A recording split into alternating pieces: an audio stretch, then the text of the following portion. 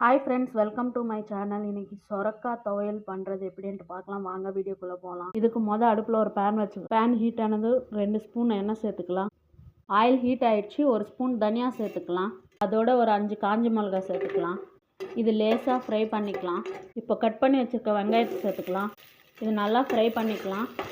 இதோட 10 பல் பூண்டு சேர்த்துக்கலாம். 2 கட் பண்ணி வச்சுருக்க தக்காளி சேர்த்துக்கலாம். இது ஃப்ரை பண்ணி விட்டுக்கலாம். இப்போ 1/2 ஸ்பூன் மஞ்சள் சேர்த்துக்கலாம். இது நல்லா கலந்து விட்டுக்கலாம். இப்போ நல்லா பொடிசாக கட் பண்ணி வச்சுருக்க சொரக்காய் இதில் சேர்த்துக்கலாம். இதில் தேவையான அளவுக்கு சால்ட் சேர்த்துக்கலாம். இது நல்லா ஃப்ரை பண்ணி விட்டுக்கலாம். இதுக்கு தண்ணி சேர்க்க தேவையில்லை. அடுப்பு லோ ஃப்ளேமில் வச்சுட்டு ஒரு பிளேட் மூடி வச்சிடலாம்.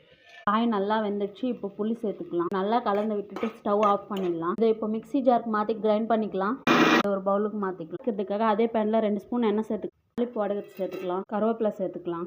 ரொம்பவே சிம்பிளான மெத்தடில் சொரக்காய் துவையல் ரெடி ஆகிடுச்சு. இந்த வீடியோ பிடிச்சிருந்தா பூனா குக்கிங் சேனலை சப்ஸ்கிரைப் பண்ணுங்கள்.